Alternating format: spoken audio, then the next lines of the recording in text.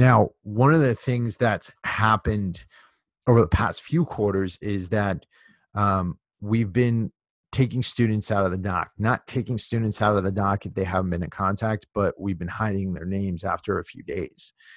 That's going to change. As of the next quarter, students are not going to be able to be removed until at least the fourth week of the course, or hidden. There are exceptions to this. If a student has gone through at least 3 weeks of non-communication, then they can be hidden based off of the lead instructor or the community manager's recommendation. But students will not just be able to be hidden or removed so that a team leader can improve their team's chances of winning the Accelerator Olympics. That's not going to happen anymore. As we go through and dealing with those difficult students, the process is going to be to forward them to us. But I mean, the big thing is going to come down to your personal skills, your soft skills, your ability to deal with people, the ability to take that first step that I talked about before, calming the student down, and then approaching the situation in a very calm and logical manner. Right. And then providing the answer if it's something that can be solved very quickly, and then referring them to office hours if it's something that cannot be dealt with very quickly. Right. So as far as specific case studies and things like that, think about a student who is at their wit's end. Like, it's the first week. They can't find a business idea. They have no idea what they're doing. They literally, like, they're questioning their very, very existence on this earth. Okay. Now, Andrea, you're here. I want you to play the role of that student. So click in here. All right. Now, okay. Jen Walter, where do I start? You're a really confused student who has no idea how to, what their business idea is. Jen Walter, you are the team leader. So Andrea, start complaining. I don't know what my business idea is. I don't know where my life is going right now. What should I do? Because I can't be Tim Ferriss. He's too big. I can't be these other no, big you can't guys. be. You can't be. You're Andrea. They're too big. No, I have no idea where to start. Let's start at the beginning. Tell me about you. What makes you interested? What are you passionate about? Tell me about you. I'm passionate about cars. What kind of cars? I like very fast cars, very expensive cars. And but how can I start a business from this? Well, I don't even have the money to buy a car like that. But you want a car. Do you have a car? Yes.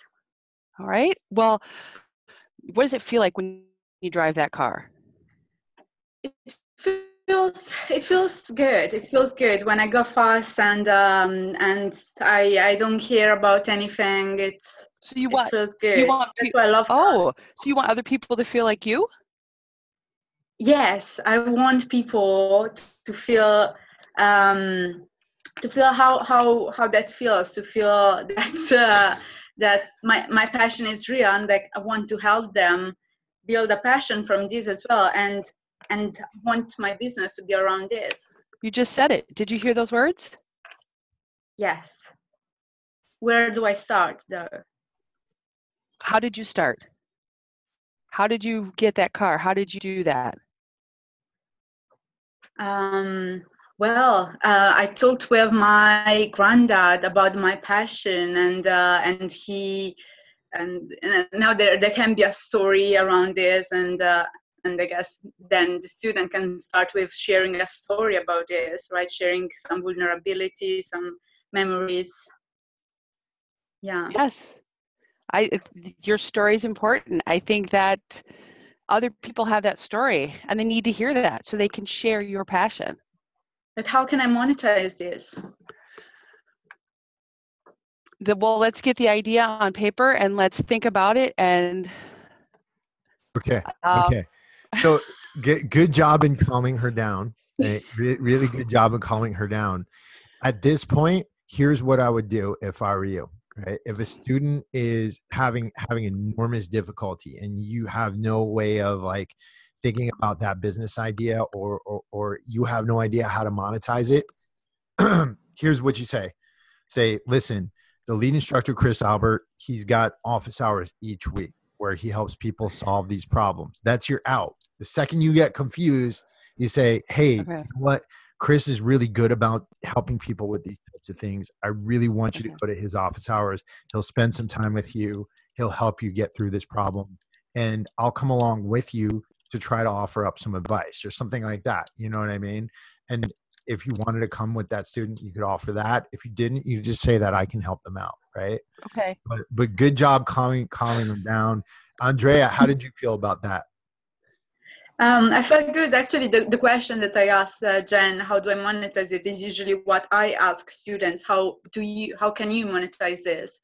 They don't even think about it because they're focused on what their passion is. So there are too many thoughts in their head to actually go to that further step. Yeah. And you are all going to get, it's not going to happen immediately. You'll get good at helping students to figure out ways to monetize this. It's just a matter of being exposed to more business models. So I don't want you to feel like you didn't know that or anything like that, like to be down on yourself. It's okay that you don't know that at this point. You'll get good at that. And that just comes with more at bats. So I think you did a great job there, Jen, in calming her down. Just remember all your resources, right? That's the number one thing. Okay. All right. I'm going to give Lisa May, the actress, a shot here. Lisa May, you are on your 10th time trying to get Squarespace to work, and you're extremely frustrated. And Christine Magnarelli is your team leader.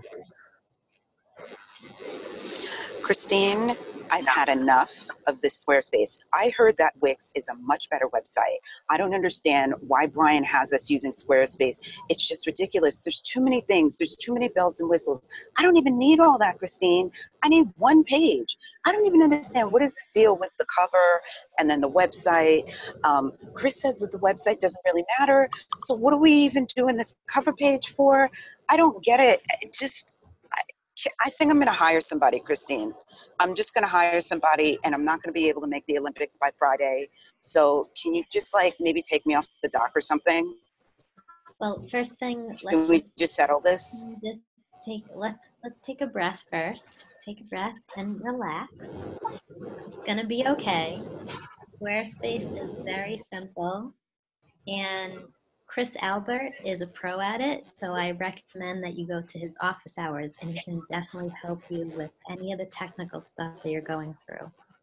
And I know how frustrating. I understand that you're trying to help me, Christine, but can I just say that I am not a tech person. Chris Albert is a tech person. You're a tech person, but I don't know anything. I didn't even know Facebook before I got on here. So I just don't understand how I'm going to be able to do this. Well, don't see it as a frustration. It's a challenge to help you grow. In business, you're going to hit all these obstacles, and you're going to have to, get over them. And it's going to make you grow as a person, grow your business.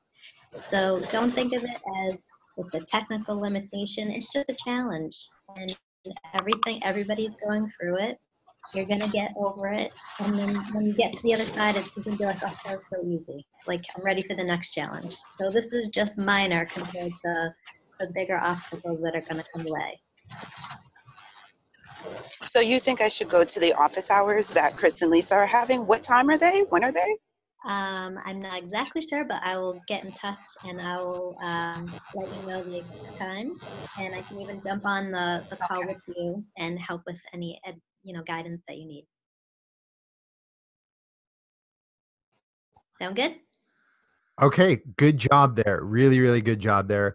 I think so there's a few different things going on there, right? So with the landing page and the student, that student was in a position where they are blaming everything, right? They're in blame mode right there. So really cool thing like you can do with students students like this is you can get them to understand what's going to happen if they don't learn or they don't put effort into the landing page or the website, right? What can happen there is they end up spending thousands of dollars on a web developer, somebody to build up their website, right? And we're trying to save them from that. So you want to make them understand why they have to go through that pain. And then, yeah, of course, calming them down at the beginning. You did a great job of that. I would speak, whenever you speak to a student, I'd raise your decibel levels up just a little bit, not to a point where it's alarming or anything like that, but you want to have like a presence about you. You want to have a strong presence about you, not threatening, not ordering, not anything like that, but very much like I'm speaking to you right now, kind of authoritative, right? Because otherwise they look at you like you're a wounded animal, and then they'll pounce and they'll be like, like that kind of stuff, right? So do that. And I know you're a strong person. I know you're authoritative. I've seen your webinars. Just you need to present that over the computer, over the space, right? You need to take up the space, the virtual space there.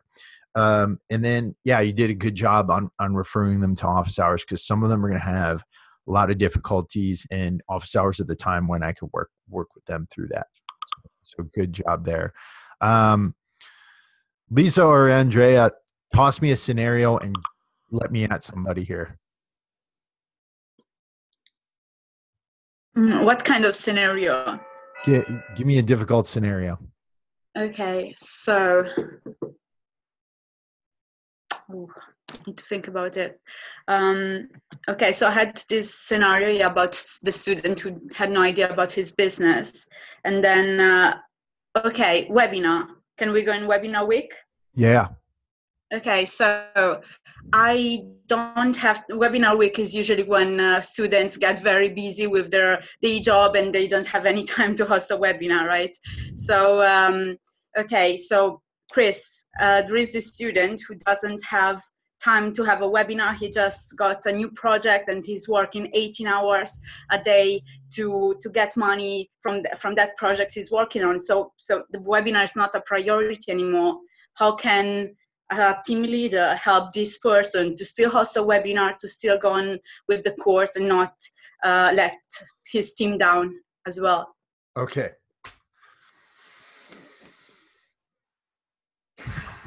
Okay. Bridget, I don't know what I'm going to do about this webinar.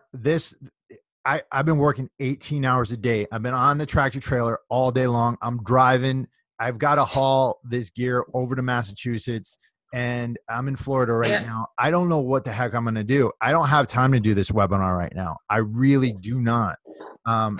It seems like it's worthless. This whole course is worthless to me right now because I don't have time to do it.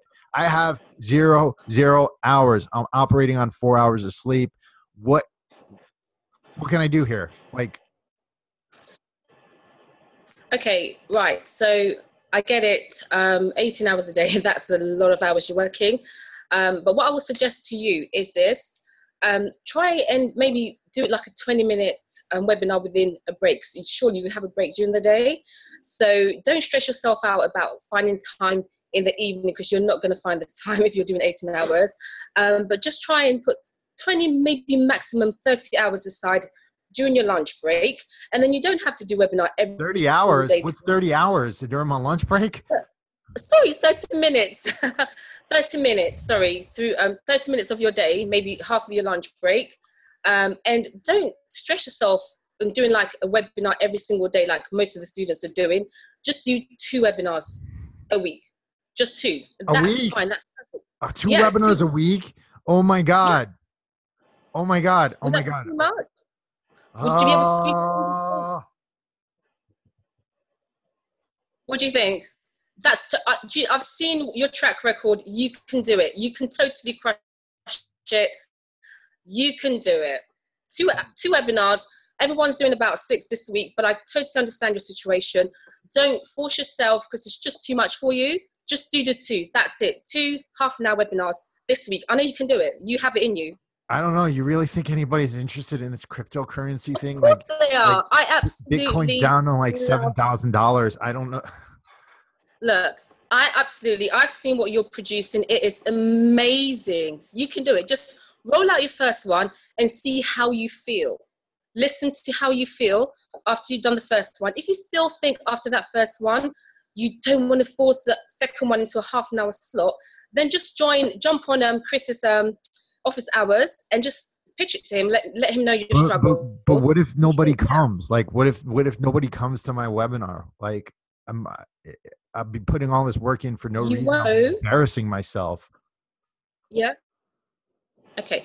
Have you done any shout outs to your friends and your families yet? Have you had any responses? No, I kind of don't want to put this up on my personal feed. Like, I really don't want them to know about it at all. Yeah. Okay. Well, what I'd say to you in that case, if you're feeling this way, is you won't know unless you push yourself a little bit. It's all about coming out of your comfort zone and just closing your eyes and just taking a step of faith. Put it out there. You never know. It's money and you want to make money. So put it out there. Once again, Chris is amazing when it comes to ideas in tackling anxiety and stuff like that. So if you feel that after all this, you still can't just push yourself and then get that half an hour, just speak to Chris. You'll be amazed at the kind of suggestions he'll give to you. All right. So for this one here, this is actually one I wouldn't have referred to office hours on. They might need a talk. They might need a personal talk. 99% of the time, if somebody's having problems with the webinar, it's usually not because they don't have the time, right? When they bring up a time excuse, it's usually that they're embarrassed. They're scared of the webinar. They're very, very fearful. You did a good job in trying to calm me down from the start. What I would say is you want to get to that root problem, right? So when I'm talking about not wanting to put it up on my personal feed, or immediately, if I haven't promoted it, if I haven't talked about it, that should be a red flag to you and saying this person has a deeper issue than not having time, right? It should be like, okay, this person probably has some insecurity issues, probably isn't certain about their business idea, and is probably embarrassed to let other people know that he's giving a webinar and doesn't want to let people know about it. So that's a person who's self-sabotaging themselves right now. Now, like classic ways we would approach this would be to get the student to think about why they signed up for the course in the first place, right? To get them to have some emotional attachment to the idea of their business and why they want their business to be successful, what they're trying to go after. Another good thing you did there was getting the student to think about moving the needle ahead a little bit at a time, doing a little bit of work at a time, like putting in 10, 20 minutes a day, something like that. That'd be cool. But always think about the root cause. Why is this student giving me so much issue? Why is there so much emotion centered around this, right? And with that, when they get to this part, the big thing you can do for them is to start to get them to recognize what they're doing, to get them to recognize that they're actually sabotaging themselves, that they're actually putting their own obstacles in the way. And you see this with everything, right? You'll see this with everything. You could have referred them to my office, and I don't want to discourage you from referring people in my office hours in those situations, but I feel like in this particular situation, it would be something I would handle on the team. Cool. Does that make sense? That makes sense to everybody? So basically what we're trying to do here is get you to feel the fire a little bit, get you to feel the pain, right? Get you to feel that stuff. And so from now on, in each module that each week, we're going to be going through live cases like this and live role-playing sessions, because you guys are going to need to deal with this, and eventually you'll find yourself into these things. So the more cases I can come up with you like this, the more cases that we can come up with for you, the less surprised you're going to be when you step into the role. Cool. Now, can I add something, Chris? Go ahead, Andrea. So in this last course, where we actually introduced for the first time the office hours with Chris and Lisa, we actually said that students who haven't hosted their webinar during that week can't go and attend the office hours on Friday. So we specifically made this rule for a webinar week, but you didn't know, Bridget, so you did a great job anyway. Something else about webinars, I had actually this same problem with a student, and I had a chat with him. So he was, getting busy with everything, projects and family, and that was the week when he was getting very busy. So what I suggested him is to keep it simple, to keep the webinar simple, and to just do it that week. Because if he thinks to make his problem was not having enough time, but also the problem behind that problem was the fact that he didn't want to embarrass himself in front of all his co-workers and his network that he wanted to invite to the webinar. So for that week, he kept it simple. He still did a great webinar, but just starting small in that case, with just seeing the technology and creating the landing page and all that, made him actually take action. Because if he already thinks that, I need to do 2 webinars this first week and I don't even have time to sleep, maybe that's a bit too much. And I don't know if he would take him in a good way. Yeah, that's definitely important. In with each of these cases, like we said, always remain calm. Always remain calm. Keep yourselves calm as much as possible. All right. That's the first step. If you can do that, you're halfway to victory. If you can calm a student down, you're halfway to victory. Right? Because the rational side of the student wants to do the work. It's the emotional side that doesn't. Right? So if anybody has any questions.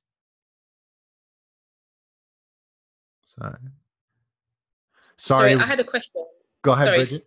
From earlier on, when you spoke about not filling out the accountability document for the students, I noticed during our course that people are asking each other to do it. I mean, is that acceptable? It's not. No. Okay. No. And it's becoming policy after this quarter. That will not be acceptable in any way or circumstance. Just because it comes down to an integrity issue. And what you'll find, and I'm going to flip off the recording here real quick.